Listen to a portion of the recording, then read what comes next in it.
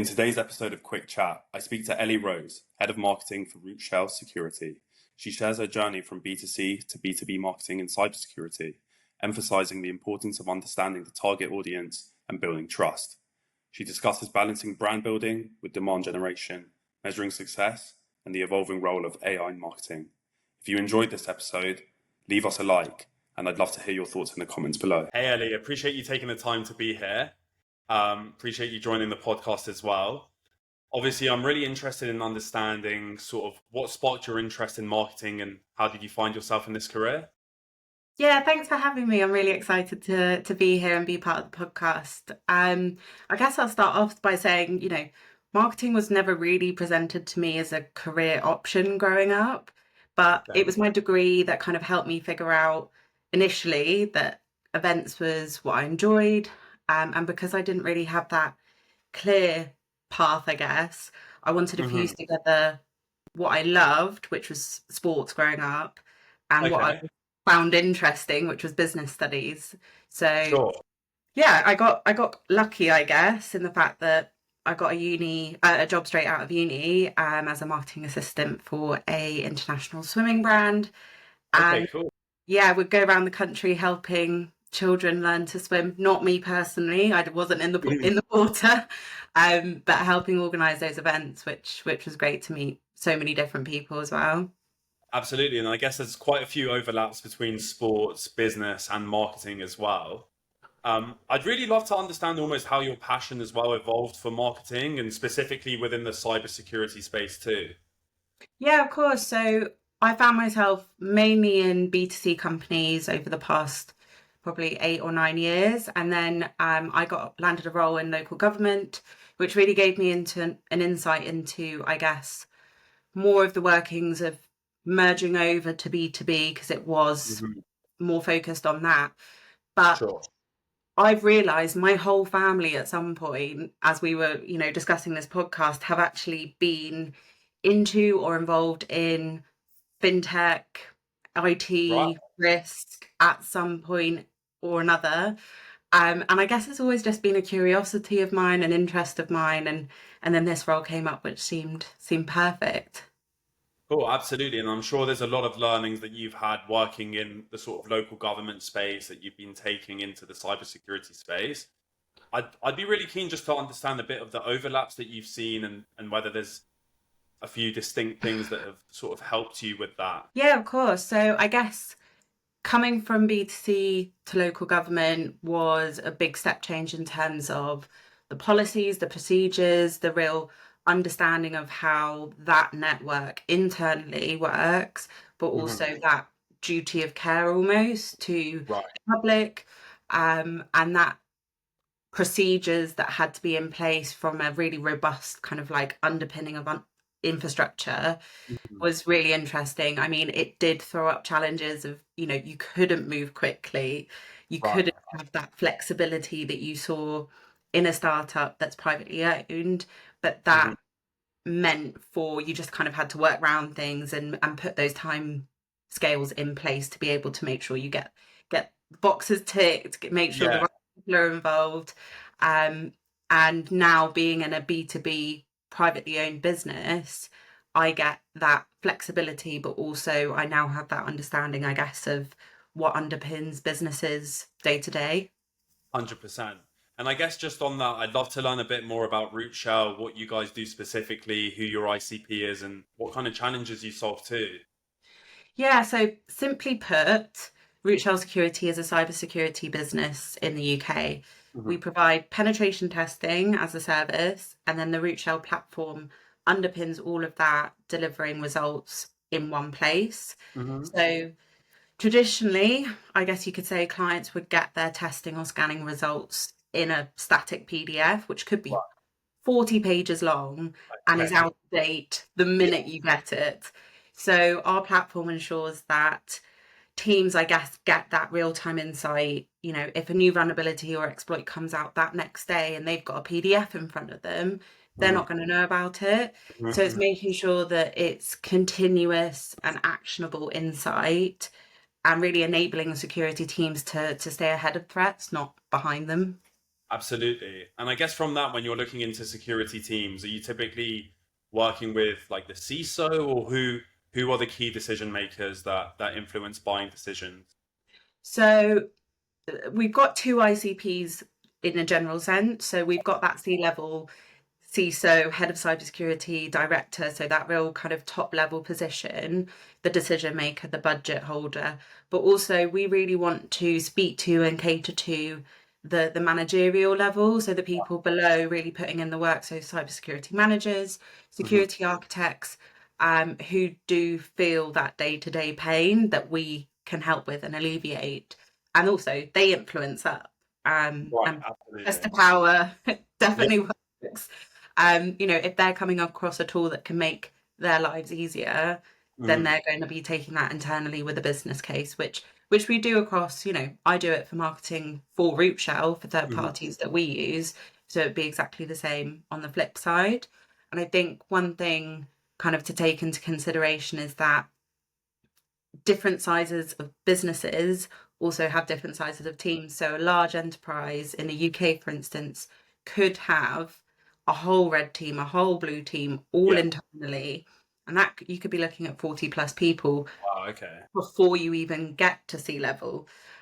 So whereas a mid-size or smaller company, or maybe even a startup, could have a one-man band of IT security, and that person looks after everything. So it's Mhm. it's really dependent on who we're going after, and we try and target according to who we want to speak to. Yeah, and just on that as well, it'd be quite interesting to know almost your process of how you define and refine your ICP as well, especially when you're going for teams of different sizes and different needs as well. Yeah, we use a couple of different data sourcing tools, and then we overlay that with intent as well. So intent Right. data. So we can identify our ICP, identify the size of those businesses, but also Mhm. who's going to be in the market or who's looking for services that we might be able to provide them. And that way we Mhm. can ensure the people that we're reaching out to are the right people, but it's also the right time for them because, with year end or rotating Mhm. pen test partners, it could be a specific time of year that they might need Right. our services as well. Absolutely. And I guess on that, you mentioned almost making the life easier for the end user, sort of positioning your product to the final decision maker as well. I'd be kind of keen in understanding almost how Rootshell differentiates its product and its messaging in line with these decision makers. Yeah, of course. Great question. I think one thing we do first and foremost in our messaging is highlight those pain points because we've got to be able to cut through the noise. Everybody receives so many emails and so many adverts and so many, different touch points because we're all digitally online at the moment. And you think just personally from your own day to day, how many companies you see, how many messages you see, and especially for somebody who's looking for a specific service, we really want to Mhm. target them, like I said, at the right time, but also with the right message that might Yeah. resonate with them. We always talk about being motivating and relevant because Yeah. otherwise, it could bypass you because there's so many different things out there. But I guess one thing that we can really offer is we help teams remediate faster, which means they're Right. fixing, they're patching, they're making Mhm. sure that their threat landscape is essentially safer than what it was yesterday, with real-time data. And the platform gives teams a one window view.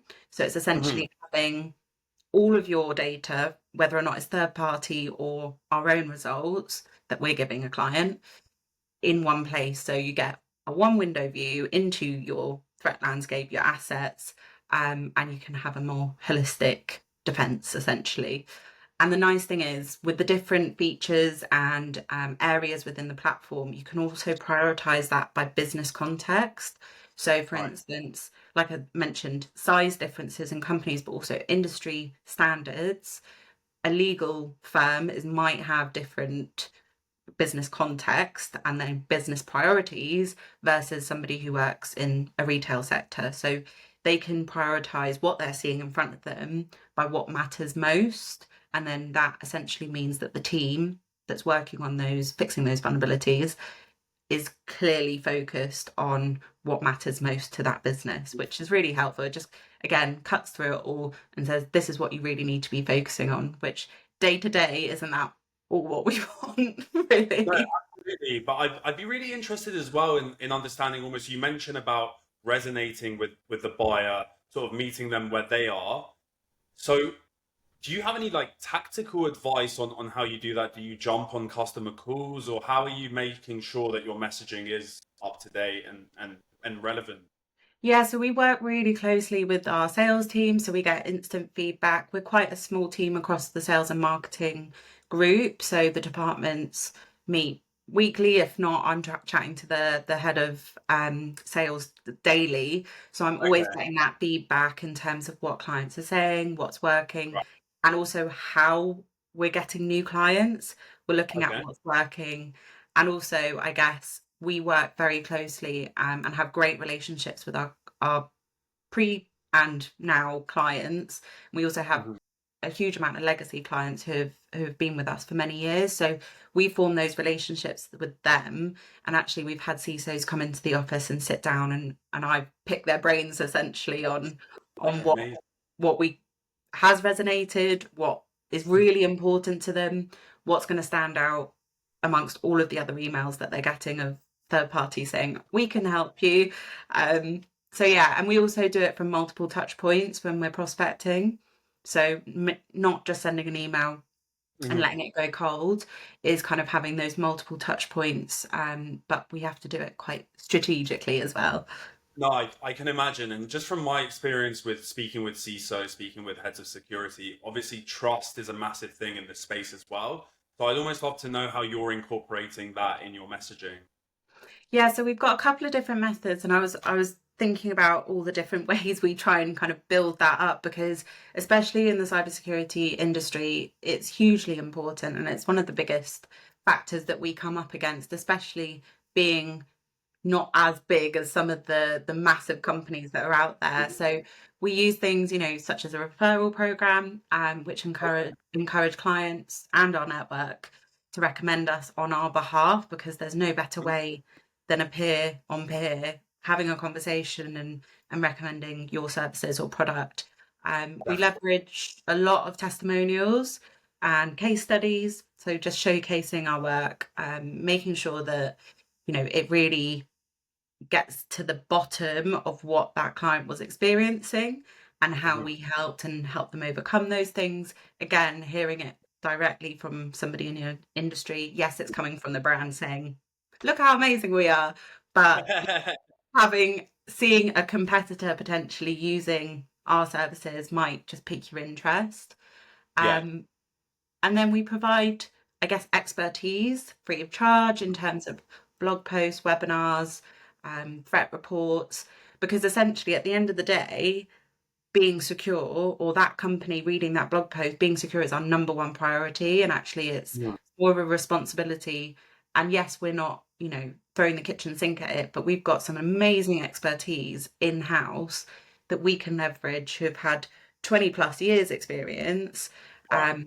So we really leverage that. And then I guess our certifications. So Yeah. we have to be, obviously adhering to industry standards across the board, which is a big thing as well.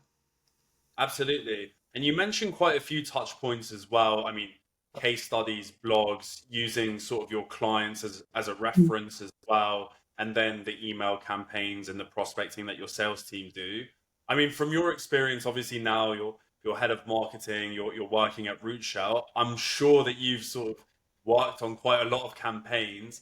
I'd really be curious if there's one specific campaign that you've run that stands out and what made it work so well. So one standout campaign was our rebranding initiative. So where we basically strategically removed a sub brand so that we can have a unified, singular focus, both Okay. internally for the staff, so that they can have a real strong pitch and they can talk to clients about Rootshell, but also externally, it just really kind of made our position really clear in the market. So yeah, so that was great. And the clarity and cohesiveness of this new kind of brand positioning has Mhm. resonated really strongly with our target audience. So that would be like the most successful for Rootshell. But I was having a think back historically to my FMCG B2C days. Okay. And I think one of my most memorable campaigns have to be, we made a dress out of snack brand packaging Wow. for the brand Okay, I cool. was working for. And we turned up to London Fashion Week with a model wearing this dress. And not only did, the paparazzi go mad for it, but the campaign was it was so much fun and it was really creative. But yeah, that was one that came to mind as well. I mean, that sounds really cool. And I guess, like, from that, I mean, when you're working in B2C, you have that opportunity to be creative. Have you managed to sort of push on that when you're working at Rootshell as well, that kind of creative side of marketing? Definitely, and I think one of the words, and I have a love-hate relationship with this word, is disruptiveness. You can Okay. be, you can really push it in a B2C brand, but with B2B, it's a little harder because obviously you want to present the brand Mhm. in the most professional way possible, but also I think cybersecurity has been surprisingly one of the more, I guess, quirky and interesting industries where I do think there's leverage to push those boundaries, but it's got to be done in a clever way because the people that you're, I guess, at events and Mm. different touch points, it's not enough just to turn up with a snazzy Formula One car on your stand, which I have seen. It's got to be, I guess, more interesting and clever to be able to kind of cut through that audience because they really know their stuff and they are really passionate about it. So it's just making sure that you hit the mark on it. But there's Absolutely. definitely scope, and there's no, I guess, barriers to it. It's just got to be done in the best way possible. Absolutely, and I'd love to learn a bit more. Maybe you can walk me through sort of how you built that brand when you're going through the rebrand. Maybe there's other marketers listening to this that are also going through that. What's the kind of strategy that you put in place, and what are the kind of tactical steps you took to doing that rebrand? So, first and foremost is set out your objectives. So, what do you actually want off the back of this? Do you want a completely different look, different feel? You'd have to outline, if you're going down that route, you'd have to Mhm. outline everything that's going to be affected. And that could be everything from the website, so all your external facing marketing materials, through to the office, the pens and paper that sit around you, you know, t-shirts, everything Yeah. basically. Or what we did is we removed a sub brand and kind of freshened things up. So Okay. it does depend on the objective of the rebrand, but also I guess from a wider audience perspective, it's got to make sense to them. So Sure. whether or not you're B2B or B2C, I think it's making it crystal clear once you Hmm. come out that other side exactly what you want your brand to look like, and it's immediate. They don't have to be like, oh, who's this? I don't understand. Yeah. You want that to be kind of crystal clear, and you can set that out with your objectives, but also within your strategy, just really kind of detailing all of the different areas that might be affected. You've also got to get your stakeholders on board. You've got to get the wider audience in terms of your colleagues on board and really, Hmm. I guess, walk them through what's going to happen, when it's going to happen, and what their involvement is, because you can have the senior leaders on board. That could be a Yeah. group of 5 people, but actually your Yeah. company's 100 people and they're all going to be affected by it. So I think it's getting those, I guess, on the bus of the journey, as it were, and taking them through that because not everybody would have been through a rebrand. It can be quite a big thing for a company Mhm. to shift over to that. So I think, yeah, outlining what you want to do from the start, and making sure you've got a really clear timeline in place, who needs to be involved in that, and also Mhm. then visibly showing the wider team what's going to be involved and who needs to be involved because it's hugely time consuming as well. I can. I Oh, sorry, go on. No, I was just going to ask you on that because you mentioned almost like the objectives as well and getting buy-in from other stakeholders too. And building a brand is almost a long-term objective. So I guess I'd be really keen to understand how you balanced at the same time as you were building that brand, the kind of shorter term demand gen efforts as well. Yeah, so we are a lean marketing team, but we've turned this into a strength essentially because we have a really sharp focus on lead generation, which is Mhm. our short-term goal, but actually strategically building our brand Right. simultaneously.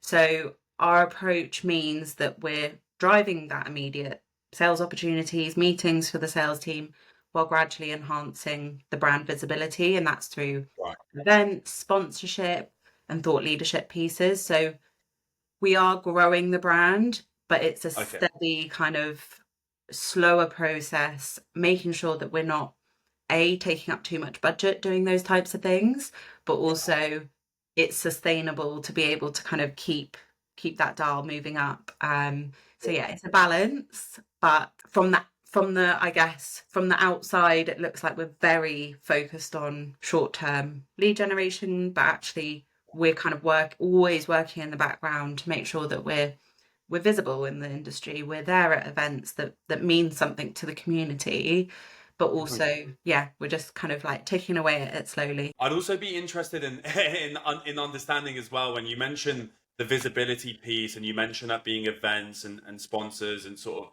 being embedded in the community. Brand is something that's typically quite hard to measure. So how are you measuring the success of that initiative? So for events, we will, if depends on what type of event it is. There are a couple of different within cybersecurity. You've got your big exhibitions at the Excel Centre, where we would use that for lead generation, talking to new and current clients.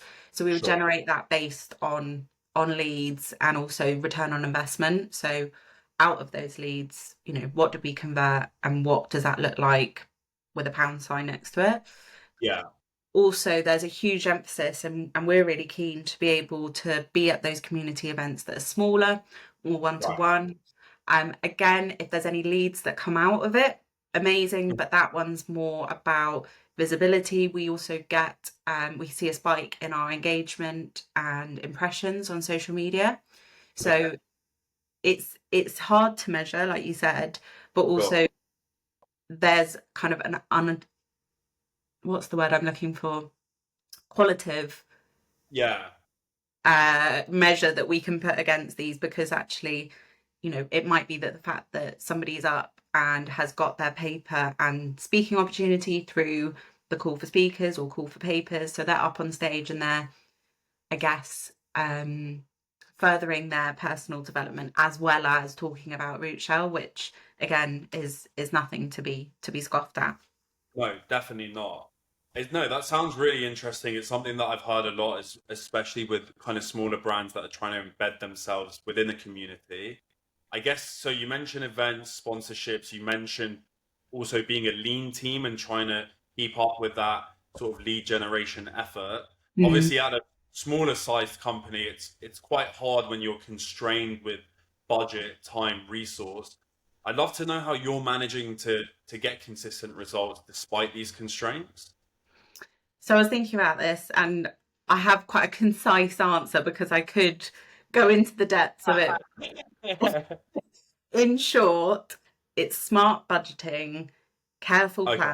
planning, but realistic expectations. And that's not just for me as a manager, that's also me setting realistic expectations to my manager, who's the co-founder Mm. of Rootshell. So it's making Right. sure that those lines of communication are really open and honest. I would much rather somebody came to me and said, this isn't going to happen by next week, then Okay. we can figure out a plan together. So I do work very closely with the co-founder and kind of I really try and make sure that marketing is aligned with the business goals Yeah. because us being a smaller business, they do the goalpost move. So you have to Sure. be flexible and I guess seize the opportunities, but also make sure that we're flexible enough not to break, but just to Yeah. move things around. And it does have its challenges. It means that you have to be very quick thinking, and also I'm a type of person that if somebody asks me to get something done, I'll just get it done. And actually Sure. it's working like that. Yes, there's times where you kind of pause and say, we need to reflect on this, we need to talk about this, we need to discuss this. But, generally we are quick workers and can kind of adapt where we need to be. And I think that's the way forward. Absolutely, especially for a sort of startup, scale up sized company, you have to be adaptive. The goalposts do always move as Yeah. well. I'd be keen to understanding a bit more about your decision making process when you're choosing which channels to invest in. Almost, what are you prioritizing, and what do you need to see to make it worthwhile? Yeah, so we are quite well, we and I are quite an analytical business and department. I love a spreadsheet, I love a Gantt chart. I will happily spend my time analysing, but actually it means that I can turn around to the business and say, this event, this marketing channel, it's going to cost us X amount, and I need to see a 2-time return on that channel to make sure that it's viable, really. And if not, then we need to, and throughout the year, obviously we track this with um, opportunities, but also closed one business. Yeah. So it is very revenue driven, and we split that by channel, and we get very much into the detail of, where we are winning and where we might not. But Hmm. actually, it gives us a really clear picture of, okay, we can see, for instance, LinkedIn and our website are two of our top performing channels. And that is because we have put a huge amount of time and effort in the background into those, making sure that the messaging's right, the cadence is right, but also SEO and PPC strategies sit behind the website. And we Sure. can see the return coming through the door of those channels. So we're going to be upscaling that. But it means that doing that reporting from the get-go means that Hmm. I've got a really clear picture, and also kind of back myself up with Yeah, numbers, with if numbers. I exactly. guess from that perspective as well, it's so important that marketing and sales are aligned on their goals, that you're working kind of in tandem. And I always hear that attribution is quite a difficult thing to get right within a firm. I'd love to know almost how your targets are set. Are they completely just revenue focused, or what are you kind of metriced on, and how does that compare to what sales are metriced on? So they're one and the same for us, essentially. Okay. So outside of things that the sales team don't necessarily touch, for instance, social media, Hmm. we are very much aligned on net new logos coming through the door. So Right. the amount of logos, but also the amount of annual revenue that those net new logos are bringing in. Um, and then we work with the sales team to make sure that as they're tracking those meetings or any activity, they're associating that prospect with the Right. channel that they've got them through. So we can see the minute somebody books a meeting, oh, okay, that person came through a PPC campaign, that person came through the website. So we can kind of have real time data. And we're very much aligned on revenue based targets. And just on those channels, is there any sort of channel that's best performing for you, or is there a channel that kind of surprises you in its effectiveness? So our best performing, excuse me, our best performing channels are LinkedIn messaging. So that is reaching out to network or new connections. And that's really where the kind of word of mouth and that network, I guess, opportunities come through. But also from a cold outreach point of view, we also use that channel. And also our website form fills, as I mentioned. So Okay. people finding us on Google or search engines and finding us through that way, which is why blog content, SEO content is really crucial for us, because if we can generate a fair amount that is of really high quality, we can Hmm. push ourselves further up those Google rankings. And then I don't think there's any channels that have surprised me. Events are always so hit and miss, and Yeah, it's one of absolutely. those things that actually, if you turn up on the day and I don't know, there's train strikes, it's Hmm. raining, you just don't know what you're going to get. You could have the best position in that exhibition hall, and because of external factors, not have the best show that you can have. Or, which we've had before, we were last minute we decided to do UK Cyber Week, which was back in April, which was a really great show. And we didn't have the best position because we were late signing up essentially. And again, being flexible, having to organise a trade show in a week. But we were there, and actually we got some really fantastic leads, but also had some really solid conversations and met some amazing people. So that one surprised us because we didn't really know what we were walking into almost. But yeah, you never know with events, so that one's No, always 100%. I know. I come from an events background, so I know that the bigger sort of trade shows could be hit and miss, definitely. I guess I'm curious as we close out, almost how you see your marketing strategy evolve over time and how you see it sort of play into the company's growth. So I've already touched on it, but because we've been tracking everything and analysing everything for well over a year now in terms of what's working, what's not working, we've got that data to take with us into next year to actually say, right, we know what strategies work for us, we know what channels work for us, and if you know LinkedIn doesn't, fully change in the next 3 months, we'll be able to take that into the new year and actually scale it up. So we Okay. plan to, yeah, we're planning to expand the marketing team by bringing on somebody dedicated potentially for digital, so SEO and PPC campaigns, because that, can and does take up a lot of time.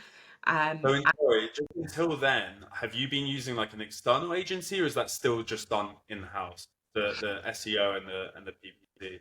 So the content writing for our SEO has been in-house, and Okay. externally we get somebody, a third party, to optimize those pages and kind of Right. look at the more technical side of it.